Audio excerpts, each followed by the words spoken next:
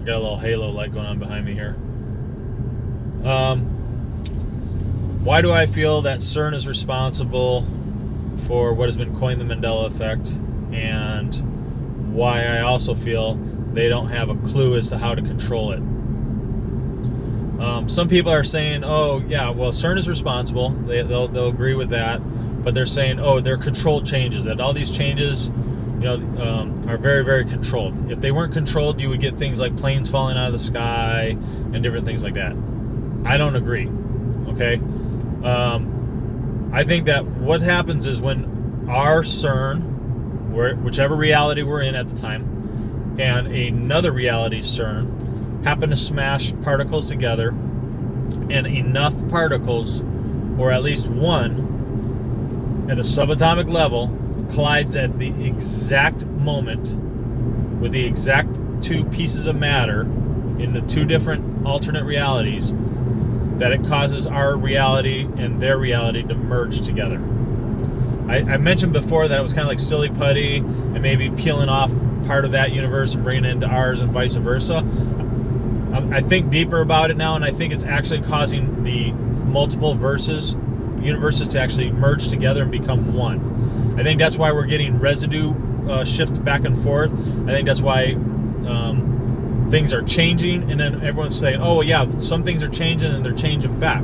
I don't think they're changing back. I think our reality, our universe prime one that we're from, let's call it Earth 1 for the sake of argument, is gone. It does not exist anymore as we know it. I think it combined with Earth number 2, and then combined with Earth number 3, and Earth number 4, and Earth number 5, and how many other millions and millions and millions of merging realities have taken place. Again, CERN has been doing this on the large scale with the LHC since 2008. They did it, then they shut it down, and then they started it back up again. Then they discovered the boson in 2010, did they say? Which is an ME in and of itself, because I remember clearly a year ago, in 2017, they were just talking about that they possibly had discovered the Higgs boson. But now they're saying they discovered it back in 2010. So for me, that's an ME. And again, we call it, or it's been coined, the Mandela Effect. The changes are a Mandela Effect. Well, the changes aren't a Mandela Effect. Us becoming aware of changes is what the Mandela Effect is. We are the Mandela Effect, right? We are the ones who are aware and conscious, because I feel that our consciousness, every one of us who are truly awakened and truly aware, are vibrating and harmonizing our consciousness. And then this is the craziest thing. There's a plane like just not even moving in the air, but if I pull this off to go look at it, it's probably so far away you wouldn't even be able to see it in my phone. And last time I did that, I dropped my phone and screwed up my video, so I'm not going to do it right now. But I'm going to try to catch these planes stalling in midair, because it's pretty trippy to see. Anyways, getting back on point. Sorry, I'm all over the place. Where was I at? CERN is right. So CERN. The CERN ME for me is when they discovered the Higgs boson. And again, that's just a name that's being applied to it. I don't want people to get into and get hung up on terms and words and names, because we have to give names to everything, right? We have to call a proton, and a neutron, and a star, and a moon, sky is sky, and all these things. We have to come up with these names for everything. That's how we identify stuff.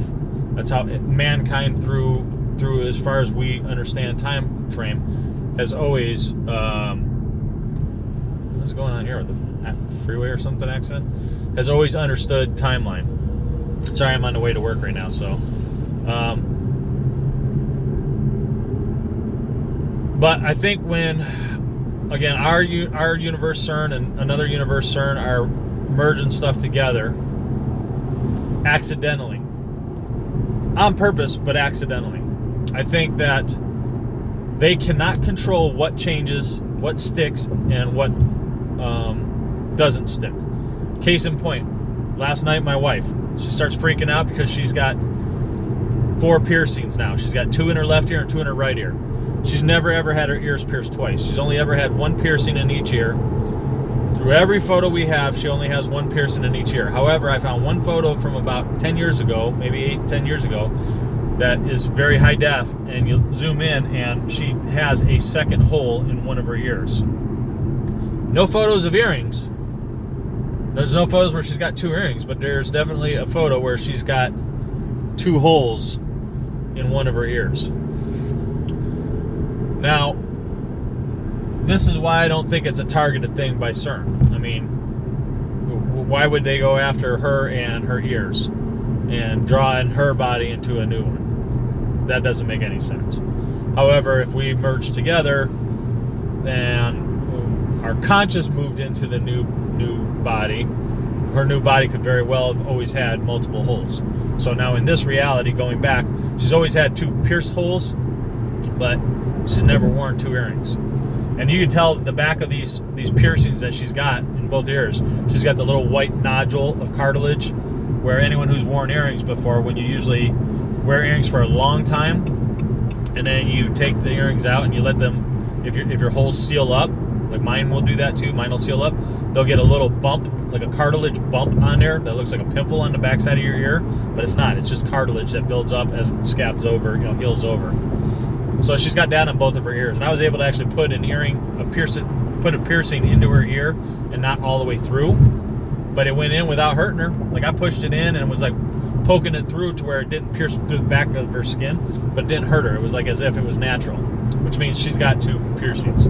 So she was freaked out, and I was telling her, well, why would that surprise you? With everything that we've experienced and everything that's gone on, why at all would that surprise you? Right? This reality that we're in. We're just in another body. And then she started freaking out about, is she her? Is she not her? She must be someone else. And I'm like, no. You still are you. You still have the prime consciousness, because our conscious, my thoughts, my theory behind it is that our conscious is resonating on a different frequency. Not our bodies. But our conscious, our chakra, our spirit, the essence, our soul, as it were, is vibrating at a different frequency than everyone else. Slightly higher. I think that's why we maintain our original memories, whereas other people don't. That's why we are open to accepting anything as a reality. I mean, I touched base on this before in a previous video. What is God? I don't think that God, as we understand God, exists. I think God is almost in essence like the President of the United States, right? To speak in civil terms. That it is another entity, maybe in spirit form or whatever, but it's actually another entity that exists in another reality, as well as angels, as well as demons, as well as the devil, and all those things. I think they're just us, you, me, everyone around here, existing in a different state, in a different reality. And I think that they are maybe resonating at a different frequency at all, where they may have been able to have bleed over into our world a long time ago, like ages and ages ago, right? Maybe they were so much more advanced that they created a CERN-ish type, CERN type of LHC weapon, we'll call it weapon, but collider of some sort, that was allowing them to actually come into our universe, which is where you get, the old historical biblical texts and things like that. The other argument is that God was just created by church and state to be a fear-mongering device to keep the masses in line. That's always possible too. But it's also possible that, again, they're just another form of existence running in another reality. Same thing with aliens, right? Or lizard people or any of that stuff. I think that it's highly possible that they exist.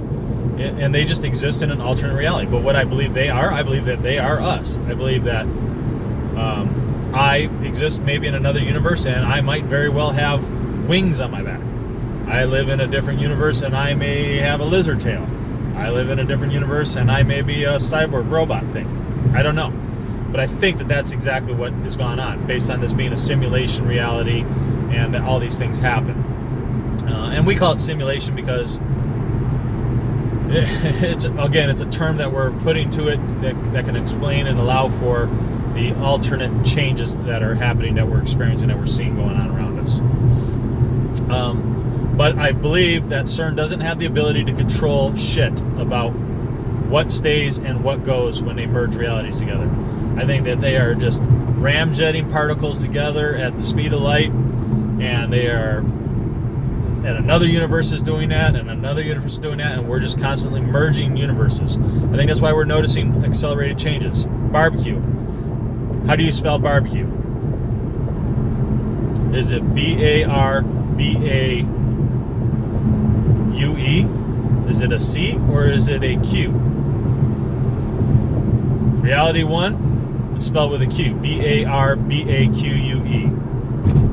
Look around you, look it up on the internet.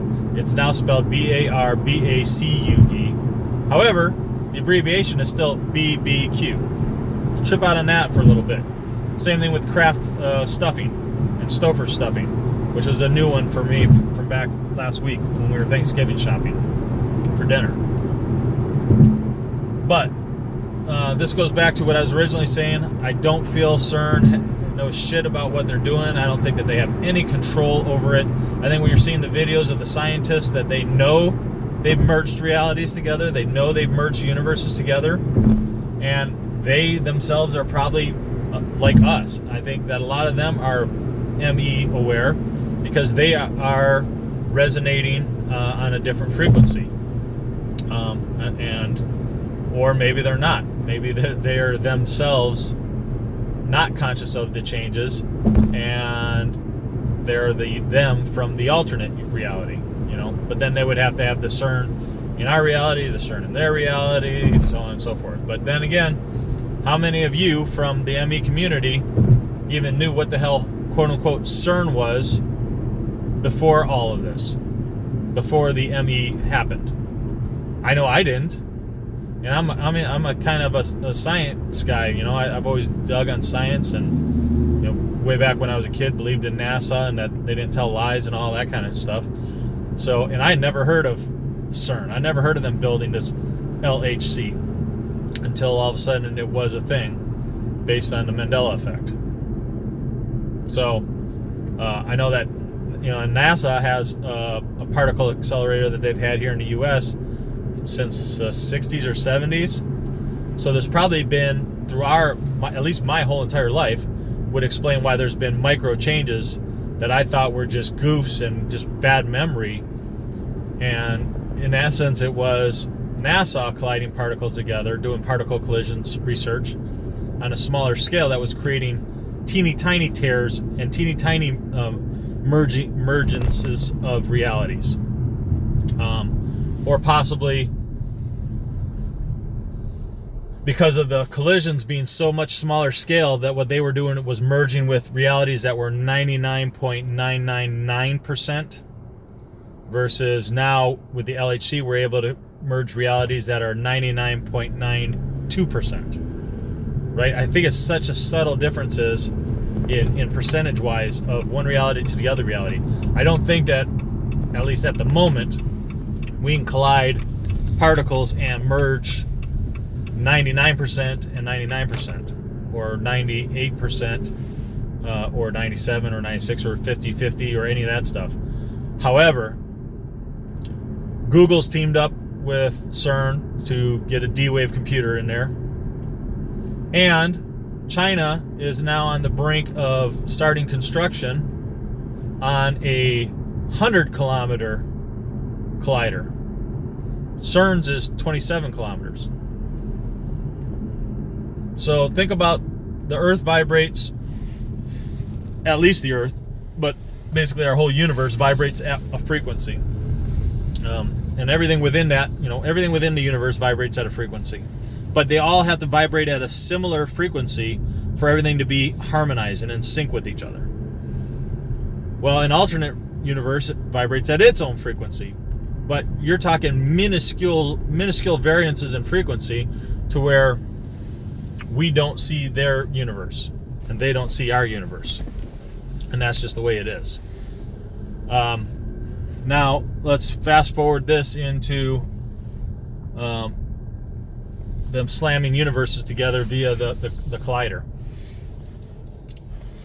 When they're colliding these particles together, they're tearing apart the subatomic glue that holds everything together, the dark matter. So when they explode these particles together, you got the glue, and I've talked about this before, like the silly putty in the middle, right? You got the glue holding these particles together. And when they smash them together at the subatomic level, they're exploding these particles together to get to the glue. Well, the glue's universal job is to hold particles together. So when they smash these millions and millions of particles apart, these particles spread apart, and then the dark matter draws them back together. So what happens? It jumbles them up. When this particle smashes, it gets this particle over here and brings it back together. But I think it's not doing it from our universe to our universe. I think it's shooting off our particle and grabbing another particle from an alternate universe and bringing it in.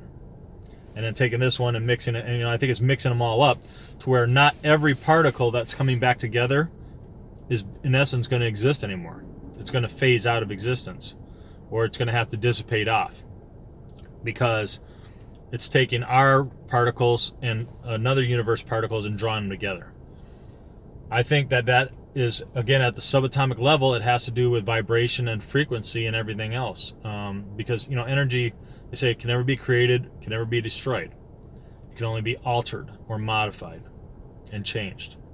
And if that is true, then they couldn't destroy everything by colliding these particles together.